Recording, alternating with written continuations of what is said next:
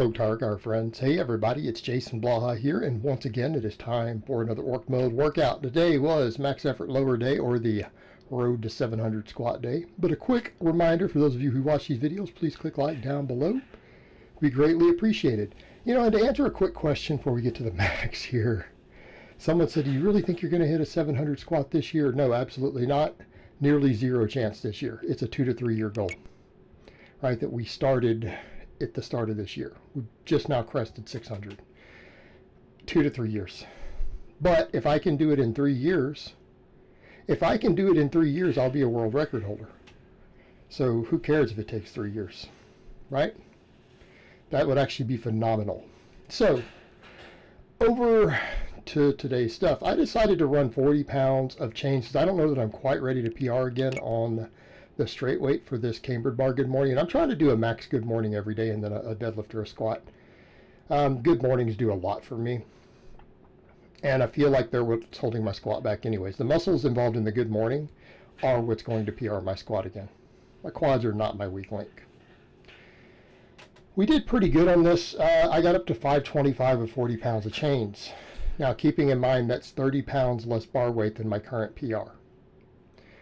Means another 10 pounds at lockout. And it was heavy. It was heavy. I don't feel like I had a lot more in there. Maybe I could have done 10 more pounds. It might have been grindy. I'm happy with it though, because it means at least on the lockout, I'm a little heavier than my current PR. I'm going to keep working on that. All right, and that's what I'm doing. In between PRing on these different bars, I'll do bands and chains, it's fine. I need to get that buffalo bar out and do some good mornings with that too. The last time I PR'd it was 522, and I haven't tried it since. It's been a while. You know, because people also say, oh, you're only over 500 on that cambered bar. No, that is not true.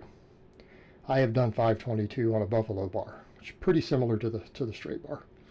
Then we went over and deadlifted. Pulled off 1-inch blocks today. And again, people keep asking stuff with the different block pulls. How much easier are they? They're not easier. If you'll see people in the comments below, most people are like, I don't get anything out of them, or I'm slightly weaker. So this is actually quite good. I'm very happy with this today because this 585 just flew up. This wasn't hard. Like, this still felt light. I jumped up to 625, see if we could beat the 2-inch block pull from the other day, which wasn't a max. I got 625. It was heavy. It was above 95%. Let's call it there. I can't tell you how far exactly it was from a max, because I'm still getting used to even pulling with the straps. And I've explained in a video the other day, people are like, why are you doing the straps on this? I broke that down for you guys in several videos, including a whole breakfast chat. It's all there. I'm doing grip work every day. Notice it slowed a little at the knee. Good clean lockout. Okay, good lift. I don't know that my grip would have been good on that, which is why we're doing grip work. And there we go. Everyone's saying stupid stuff like, oh, the red returning plates. You guys have seen all the blue plates. I've slid them down before. You've seen the 605 squat was legit with real weight. Silly clowns who are saying, oh, those are technique plates. Look, you saw it. Rogue technique plates do not look like that at all. Okay, let's end that silliness. You're lying. Done.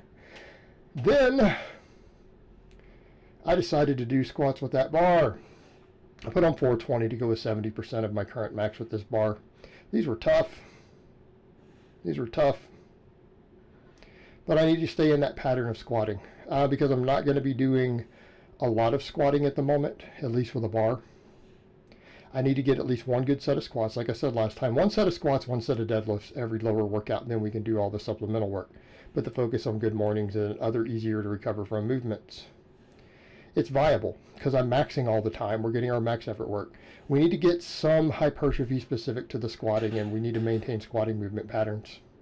So I'll do one good heavy set. One good heavy set. And then same thing. I'll do a set of deadlifts the same way. So we did 440 today. These were pretty hard for 10 because I know I got 435 managed to get 12 the other day. These just felt a little harder, even with the 5-pound jump. So I called it at 10. I'm like, let's not push it all the way to the limit. I don't know that I could have got 12. I maybe could have. I could have got maybe 11. I think 11 is fair. We stopped a rep short. You know, this is plenty good. And like I said, I'm going to keep working on 10 rep sets. I'm going to keep working on them. And again, one good 10 rep set each lower workout. And then we can do all the volume for hypertrophy. But again, this lets me get some hypertrophic response for these specific movement patterns. Lets me maintain doing the movement patterns a bit, right? So that we have some practice. And then everything else is geared towards hypertrophy to build all the muscles and to really focus on my weak links. So it's going to be a lot of good mornings. Belt squats, reverse hypers, grip work, grip, grip, grip. But yeah, that was pretty hard. 440 for 10 was not easy. I'm not going to pull this, oh, that was usually I could have done far more. No, bullshit. No. Just be realistic here. That was tough after the other work I've already done. These were tough too. I went up to 385 because we're going to base it off my last max. Problem I ran into, you guys notice there's a lot of weight loaded on that axle bar. Okay, problem. I don't have enough small plates to hit the weight I had been trying to do the holds with, so I went up 5 pounds. I couldn't hold it. I couldn't really hold it. But it still gave me some grip training. But my other choice was to dial in my good mornings wrong. And these were hard sets of 10s. Right? I would have to take weight off, 10 pounds off, right? Or I would have to go up to a heavier weight so I could use those smaller plates. I don't think I should go up to a heavier weight because I don't think I could have done 12s. I got 3 sets of 10 with that weight, and it was tough. All right, doing these with 270, I couldn't hold them, right? First one got up to the top, few seconds, had to let go. Now, that's still good grip training, because this is the shortest grip training I get. Everything else is longer. You know, and we're going to beat my grip up. My grip is never going to be fully fatigued for a while. I'm not going to let my grip recover until I'm ready to do some pulls without straps. Then I'll give my grip a few days to recover. But until then, it's going to be a lot of grip work. And I'm not doing too much in one day, but I am maintaining a bit of fatigue, and I'm hitting grip through different pathways. And then I'm doing, like I said, the grippers off camera, but I'm just holding them for a squeeze to failure instead of repping it. Because the repping it doesn't do anything for me but tear my hands up. So this next set didn't go as good. Then the final set, I pulled those big plates off the side, dropped it down to 250, and held it nice and fine. But I think this second one, definitely, the first one at least we'd count that as a hold. I didn't get to 10 seconds. But it's a hold. I think this one, if I recall, we'll know when I get to it. I don't think I was able to get it all the way to lockout. I think it was one of those where I started pulling it up, and I think it just gave out. I just couldn't hold it.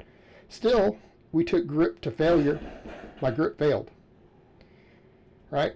So that was pretty much a 1 rep max grip. And then the last one, we got a longer hold in because I took 20 pounds off. We dropped it from 270 down to 250. Went much better.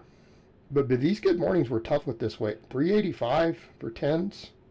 Man.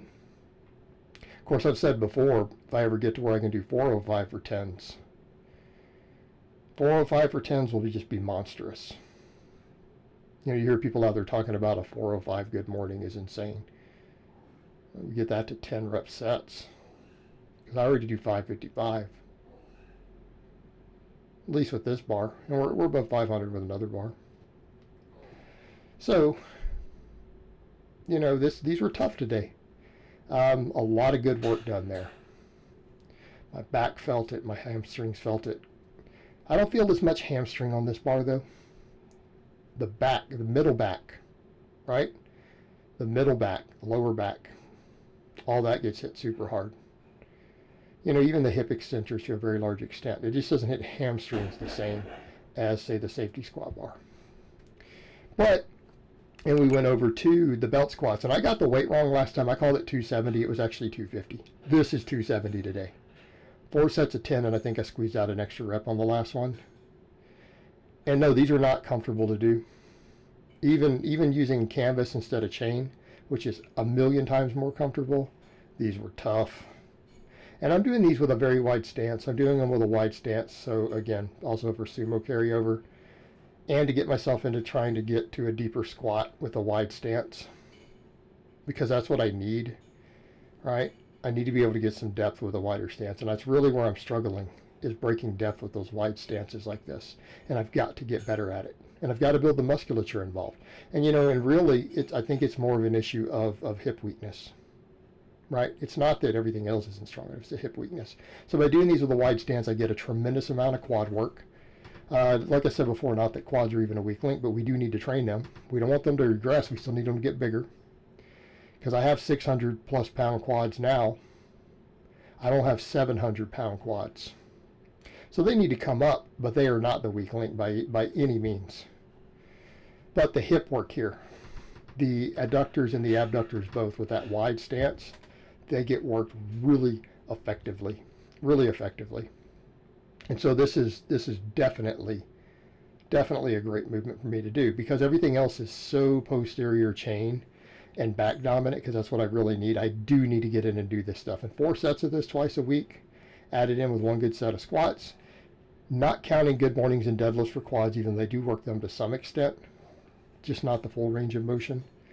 This will really make sure that those muscles are growing. And again, the extra hip work, right? One of the best exercises I could be doing for my hips that I have available, because we need all that hip strength and groin strength.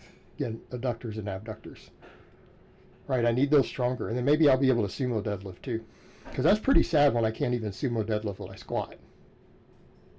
All right, I can conventional more than I squat, but it's not a big gap. But that also tells you guys a lot about my strength disparities too. It's the best squat you've seen me do, 605. Best deadlift, 625. That's only 20 pounds difference. My best good morning, 555. That's a 50-pound gap between my good morning and my squat. They should be the same. They aren't, then the good morning is the weak link. That means something in the posterior side is the weak link. Well, given how close together my squat and my deadlift are, less than 10%. And it's different when you're a fat guy. And I don't mean like people say, oh, you're fat. No, not that. I'm talking fat guys with a big old belly that lets them not deadlift correctly. Okay? I do a very narrow stance deadlift. That's one reason I can be pretty strong on the deadlift. Okay?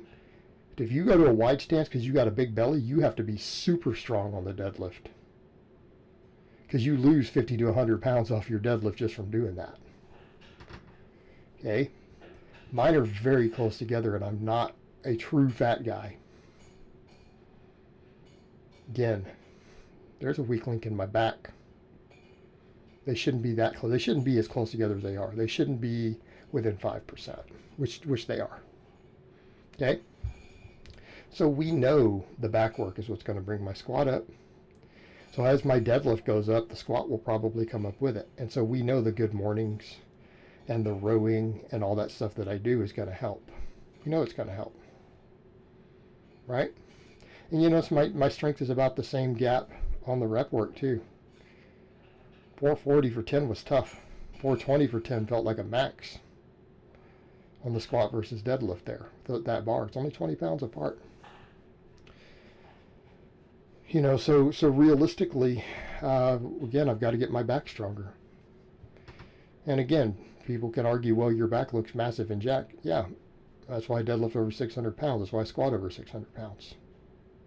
Okay? My back's not big enough for 700 pounds on either lift. My quads are more developed than my back is at this point. And it's not the posterior chain, because watch this lift. I went up another 10 pounds today. Went up to 470 for sets of 25. Okay? Again, if this was my limit, if glutes and low back and everything were the limit, if posterior chain was the limit on my deadlift, this says I'd be pulling 700 plus. I'm not. So again, we can use these different lifts to figure out our weak links. You know, people will ask questions like that of, well, how do you tell weak links? Well, sometimes you can tell from form. But you can tell from your strength disparities on all these different lifts. I am stronger at the reverse hyper than I am at the deadlift. My squat and deadlift are very close together as a non-fat guy. I have 50 pounds. I squat 50 pounds more than I good morning.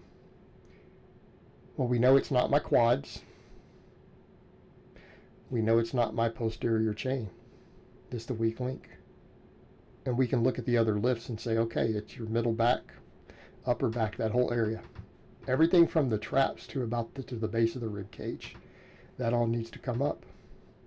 And yeah, that area is big and strong. And again, that's why even it's my limit with over 600 on both. But I've got to keep working on it. And there's going to have to be good mornings, rows, all that stuff. All that stuff. But yeah, even these reverse hypers, I felt that extra 10 pounds today. I didn't know if I'd feel it or not. I could feel it. When I got to rep 20 on each set, I could tell I'd put more weight on here. And it's a lot. I mean, again, 470 on this is again, you guys can go run math and stuff that's out there. Those muscles are strong. Doesn't mean we don't keep training them. They just take a lower priority. But I'm pretty happy with today's workout. You know, everything was good other than, again, the minor grip stuff. Very happy with it. Felt it was very productive. So I hope it has been informative, and I will talk to you guys next time.